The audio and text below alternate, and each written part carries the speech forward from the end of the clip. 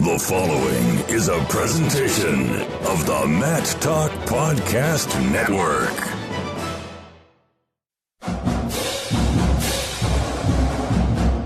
It's time for Inside Virginia Tech Wrestling. We'll talk all things Hokie wrestling with Coach Tony Roby and staff. Now, let's join your host, Hall of Fame wrestling writer and broadcaster, Jason Bryant.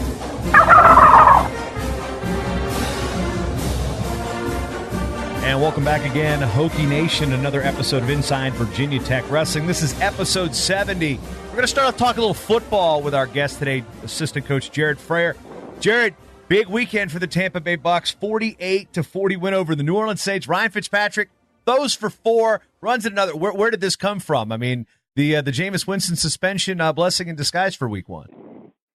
Yeah, man, a little Fitz magic. My old boy from Harvard came to play, and it was good to see. We needed that win. That's a good way to get the season going. Another way to tie that together, I was actually listening to the Hokies football win, the 62-17 win over William & Mary, while I was wearing a Harvard wrestling shirt outside building a fence. So a little bit of fall construction combined with some Hokie football in my ears because said alma mater had the later game.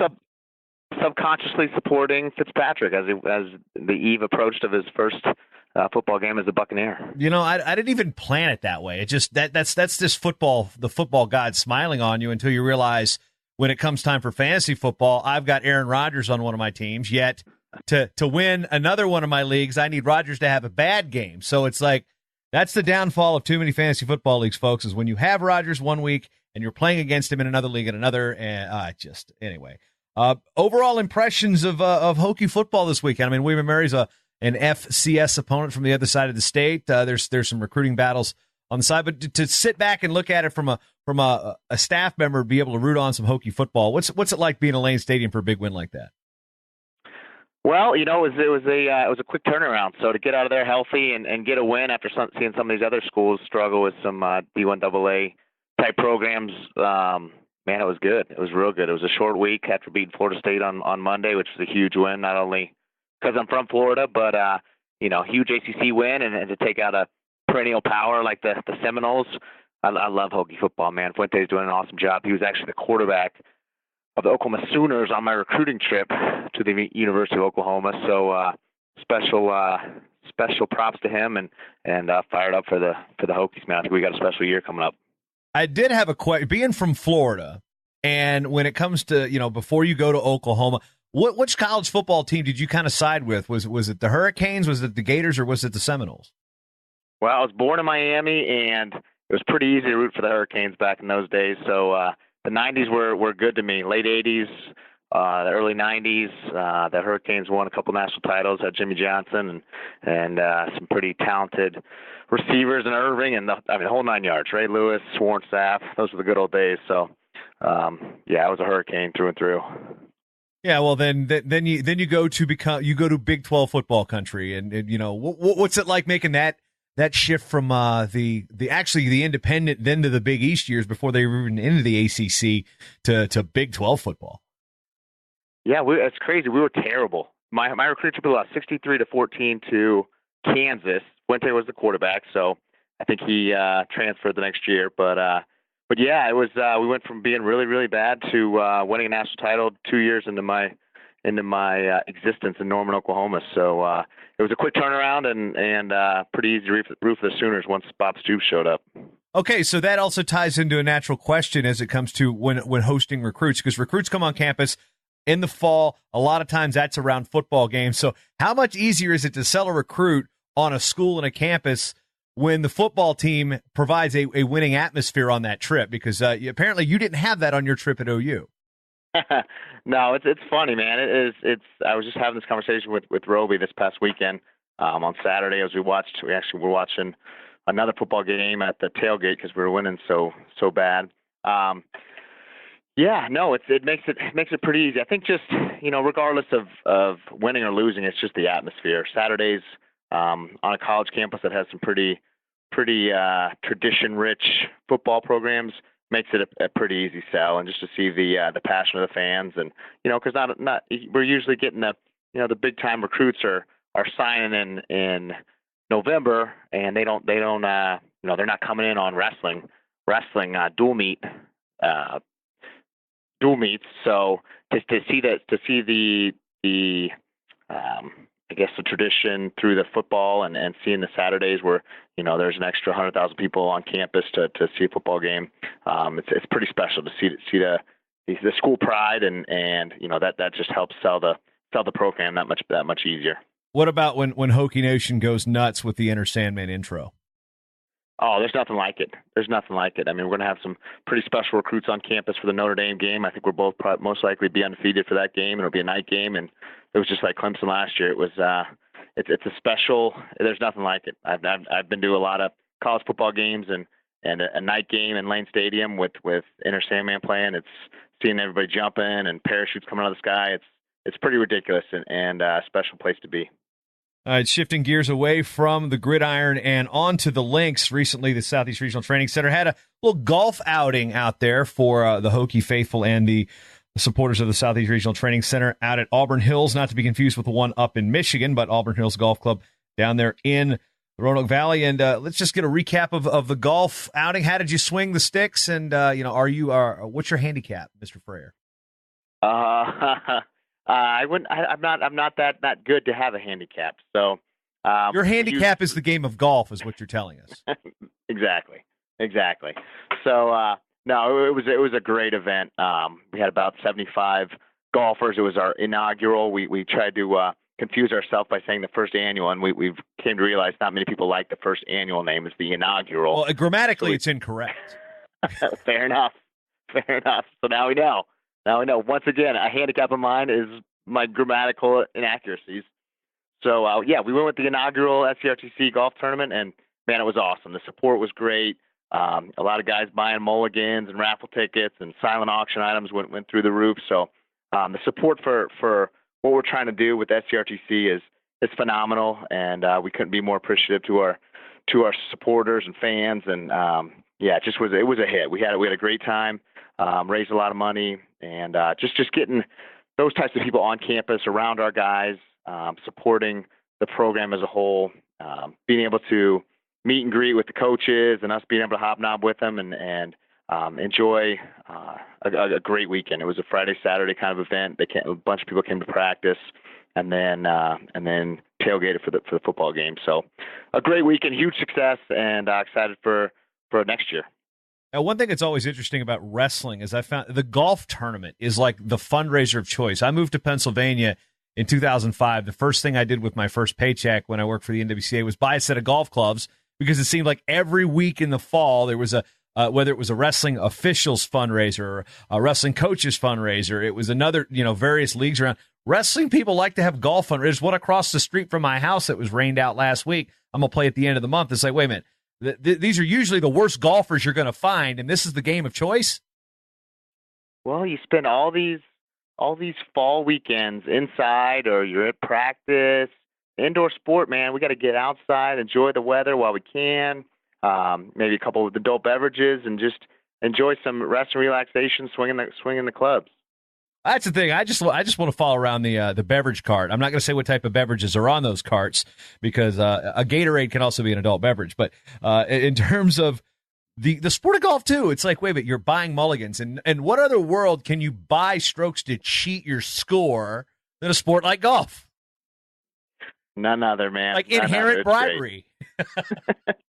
Well, how many people with the athletic prowess of John Daly can win the biggest event in the sport? So it's a great sport and something that we enjoy doing, and I don't get to play enough of it, but when I get the opportunity, I'm jumping at it. Yeah, it's so intimidating to be around so many great athletes. Stole that one from Kingpin. That's next up. Hokie Bowling fundraiser. We'll really get to see athletes there. But we also had the fall picnic. Talk a little bit about what the fall picnic was and how that also brought Hokie Nation together. Yeah, really just getting it's the Saturday before school starts, so a lot of the freshman parents, a lot of some of the guys' parents who are around Blacksburg. We just all get together and it's an event put on Just up the road from us, we have a great supporter, Joanne, that she lends out her house, and it's a big piece of property up on the mountain, and we just enjoyed some great barbecue that our trainer, who's actually a professional barbecue, Sean Collins, he made all the brisket and ribs and you name it, we had it, and so we were able to enjoy that, played some cornhole and ran around her facilities, and just a great time for everyone to get together, support what we got going on, and just kind of have socialize and get ready for the season and school to start. Yeah, cornhole, another game. Who's the best cornhole player on staff? On staff, we got some pretty weak cornhole players, but we got some kids on our team that don't miss much. So a guy like John Borst and Hunter Bowen, they kind of grew up with that type of stuff, and then they don't miss very often. See, the cornhole is the that's the innocent game. It's when your players are really good at the pong, then you wonder what their off-season training habits are like. Exactly. We try and keep away from the pong with Red Solo Cup. Yeah, I will probably throw my roommates under the bus. We were very good at that in our day. That's all I'm going to say there.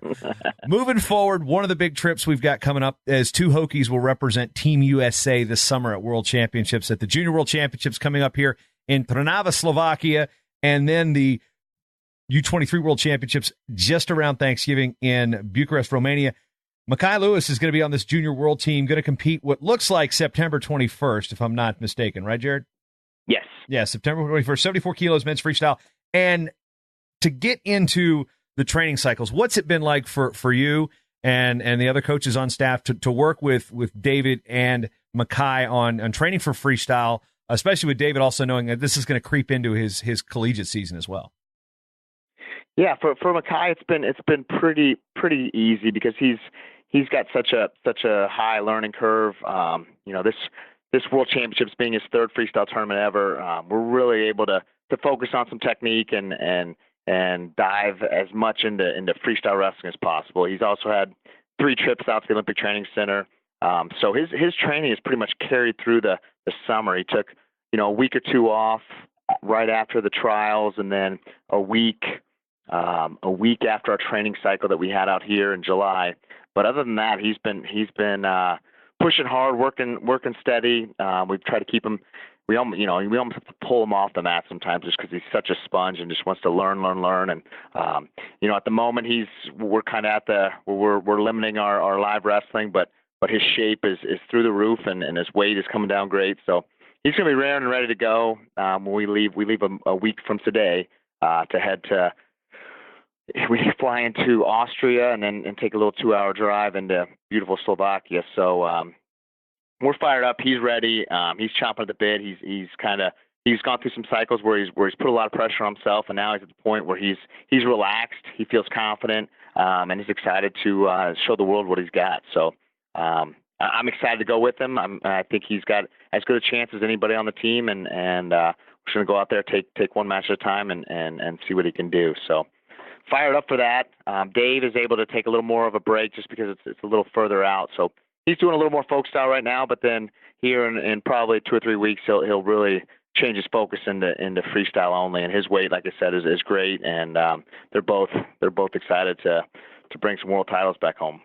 Yeah, I'm just curious. Are we going from Roanoke to Amsterdam to Vienna, or what is the flight pattern for you? It's actually pretty simple. It's a quick Roanoke to Chicago and Chicago and Vienna. So we're going to be there in no time, and it's going to be tough to keep. Makai's a sleeper. He'll fall asleep at an instant. So it's going to be tough to keep him up that first day. But after that, we got almost a full week there before he wrestles. He's on the last day. You said the 21st on that Saturday. So. Got some time to really kind of get adjusted to the time change and really get his body where it needs to be, and he'll be ready to go that Saturday. Yeah, my route, I go from Minneapolis to Amsterdam and then into Vienna, and then I have the 2-hour ride. And, of course, one thing about going through Amsterdam, though, is you can pick up the stroopwafels that are quite amazing. Yep. Yeah, and as well as the Kinder Eggs, which they don't. The ones you're not supposed to bring back in the U.S., but I don't know anything about that. Now, as we get prepped, I mean, you said this is Makai's this will be his 3rd freestyle tournament ever. You traveled around extensively as a kid growing up, and you medaled, I don't know how many times it was at the cadet and junior levels. And then, you make the Olympic team. You've got the international travel thing down. What are some things that you're trying to teach Makai about prepping for international travel? I mean, there's all sorts of things. There's the passport control and things like that, but something that, I got kids second year in college leaving the country. I mean, what kind of experience do you lend his way? Yeah, when I start talking about getting different electric, what's the word? Converters. Converters. He really, that's just way over his head. He's not seeing that. He's just thinking he needs to have his headphones and his iPhone, and he's ready to go. But no, we got to take a trip planned to go to Walmart Thursday this week, and we're gonna start looking at some hot pots, look at some trail mix, some ramen noodles, all that good stuff. The Gatorade packets. So yeah, we'll figure that out here in a couple of days. But yeah, it's gonna be an adventure. There's no doubt about it. He got to campus and didn't have a state ID, so the whole passport process and getting him ready for that was an enjoyable experience. And so we'll hit the ground running once we get to Vienna. But we'll have our converters, our ramen noodles, some tuna, and some trail mix, and life will be good.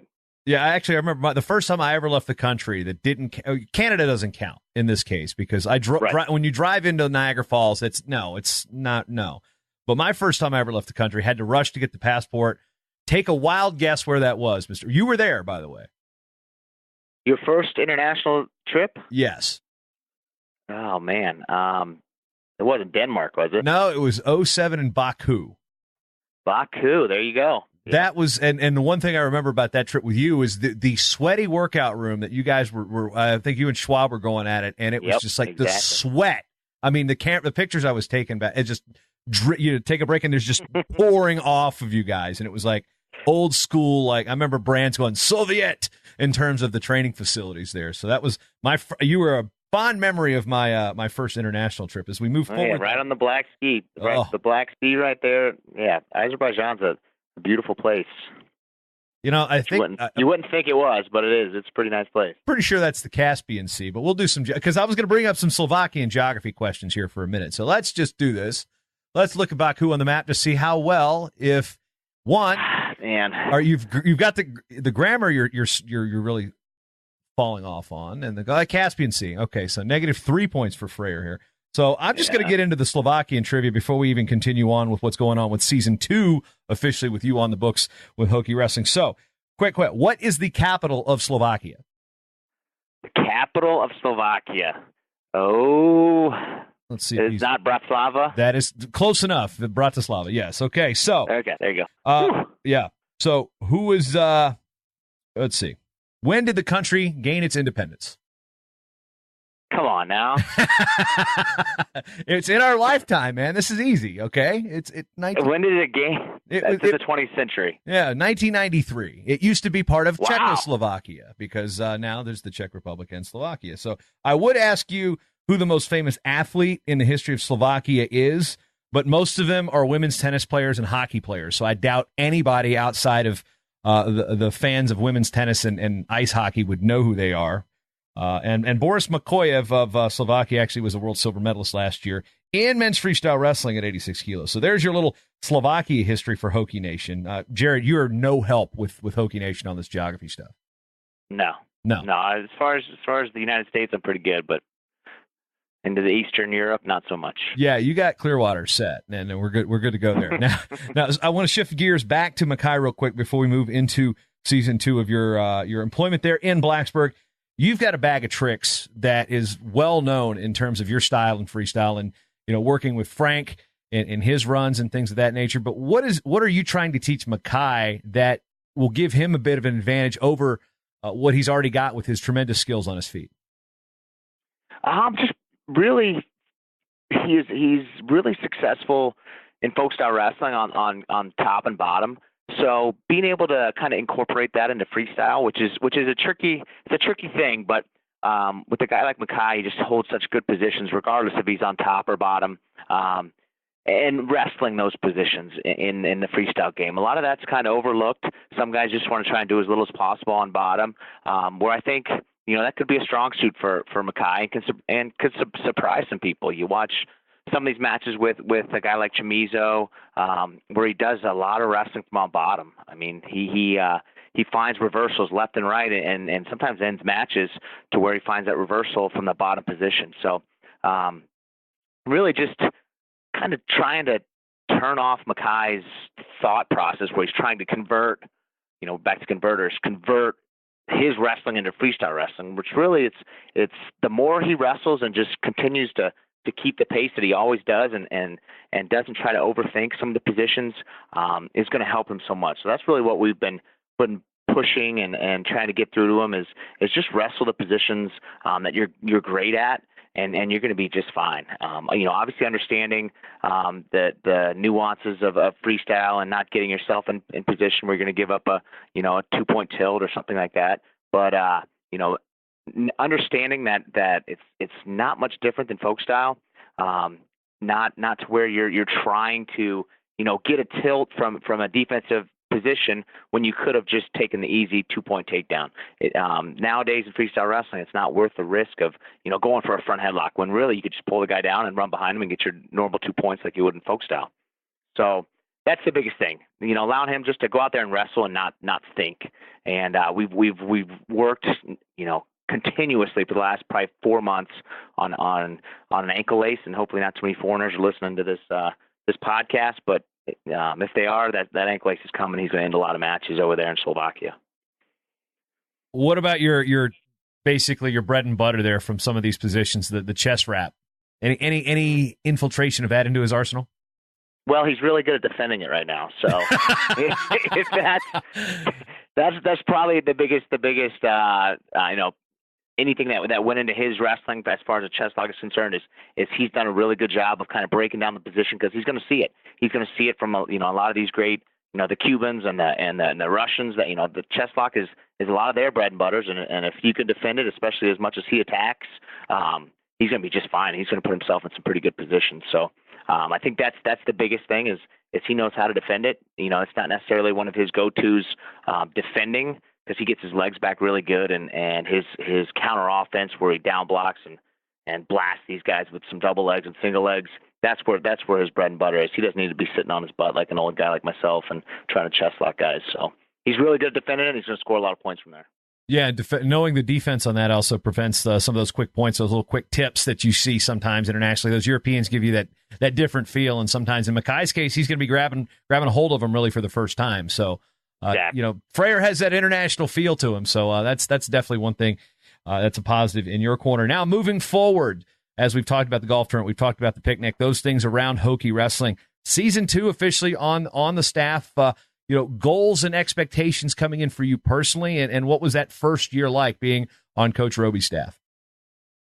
It was great, man. It was seamless. Nothing has changed from a year ago where we've all found our grooves as parts of that staff and have really kind of hit the ground running, and we have a different group, a lot of the same cogs in the lineup, but then we also have some pretty impressive guys that transferred in there that are older and wiser and have really taken a great job, really taking that leadership role along with the Zach Zavatskis and the McFaddens, to see a guy like Tom Slay and Billy Miller come in and not pushy at all, just kind of falling right into line and really showing some leadership skills that we may have been missing last year with such a young lineup. So I think we did a good job filling some voids and brought in some talented freshmen as well. So we're clicking on all cylinders. We're really able to create better relationships with some of these recruits where last year we were dealing with a short timetable, and we just didn't have the time that you need to really I don't know if it's gain the trust of some of these high school kids to get to some of the big time recruits, but really just form that relationship. And it's such a big deal, especially in this sport, creating those relationships with not only the kids but the parents and forming that relationship that's going to be built on for the next 5 or 6 years. So as far as the staff is concerned, we're moving and shaking and excited about where this program's headed. Right now, we're really focusing on our conditioning and training and technique, and so we can really once the first official practice, the 10th of October, comes around, we're able to fire right in with some pretty awesome practices and get us into competition mode come the beginning of November. You mentioned 2 of the 3 transfers, and I'm just curious on how this situation unfolds from a Hokie perspective. You got 2 wrestlers coming in from Edinboro, 1 from Bucknell. I'm gonna, Tom Slay we know is a grad transfer. Billy Miller did have a redshirt at Edinboro. Is he also a grad transfer? He is. He graduated from Edinboro and has started his master's in education here. And Myers obviously with 2 years eligibility. So how is a staff? How is that approach for you? I mean, when you got we got 3 guys that want to come in. How do you approach that? How do you respond? Well, I mean, yeah, it's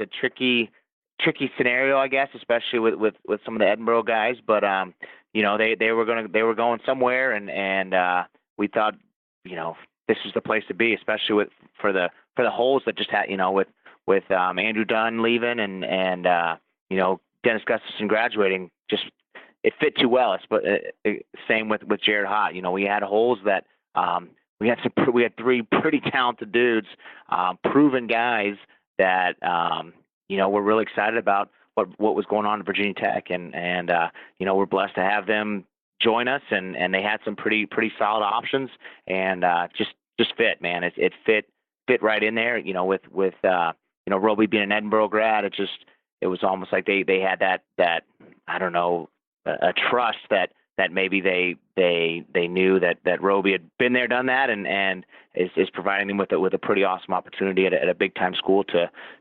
achieve the goals that they had set forth. So it's like I said, it's been seamless. These guys are mature kids that jumped right in and didn't skip a beat. And with grad transfers, that's also a different type of scenario because you're not dealing with a whole lot of releases in some situations. Sometimes yes, sometimes no. But grad transfer, you got a guy that's older. He's gotten the first part of the whole college experience out of the way by doing what they're supposed to do, graduate. And when you look at a grad transfer situation, it's almost different. I mean, I think Myers' situation is a little different than Tom Slay's. Right, 100%. We needed a release for Corbin, and for Tom Slay, he is an amazing student and did a great job at Bucknell, and we had the perfect business analytics degree that he was looking for, and it worked really well. So we're excited to have him, and he's going to do great things. He's a special kid, and I think they get their ceilings are really high. I guess some of the question now people have, I know it's way early to talk about lineup situations, even though most of it looks like on paper. There's obviously the question mark about, what way some guys are going there in the middle. But is John Borst still on full feed? He is. He's walking around with a trough around his neck, and he's crushing it. He's already put on 10 or 12 pounds of muscle, and I guess it's only been, really four months since he really said, okay, I want to be a heavyweight. And so, he's walking around about 220 and we'll see how much bigger he can get. It's pretty fun to see how quickly these guys can and put on some serious weight. John Borst isn't a guy that's going to walk around with love handles. That's for sure. He's very regimented in his diet and disciplined in his lifting, and he can get big, so we'll see. He's going to be the guy, no doubt. The first semester, and then once Billy is ready to go, they'll have their wrestle off, and we'll go from there second semester.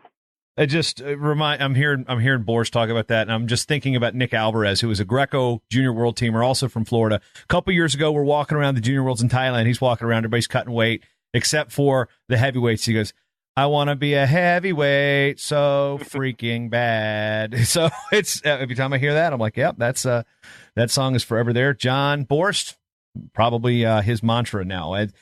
Shifting back to the international flavor as we get ready to go. I'm leaving for Slovakia on the, I don't know, was it 13th, I think. I'll be there for a week and a half.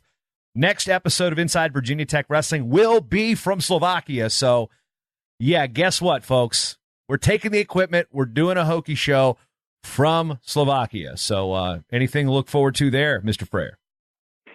No, I'm sure we'll have some pretty interesting experiences by the time that show comes around. So fired up for it, and yeah, man, it's gonna be a great week. I think USA's taking a great team. I'm excited to be a part of it, and I think we got a team that can bring back the cup again with guys like Dayton Fix, and I just saw Kirkwood that just pulled out, so we'll have I think Elam and a bunch of studs, Aaron Brooks, a lot of beasts. So excited to be a part of that team and get another Junior World Championship for Team USA.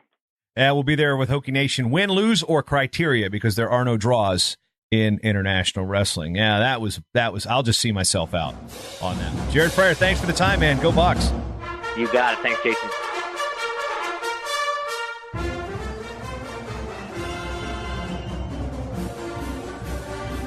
Hokie fans, listen to Inside Virginia Tech Wrestling anywhere you go by subscribing on Apple Podcasts. Go to InsideVirginiaTechWrestling.com/iTunes, or you can get the exclusive Android or iOS apps by going to InsideVirginiaTechWrestling.com.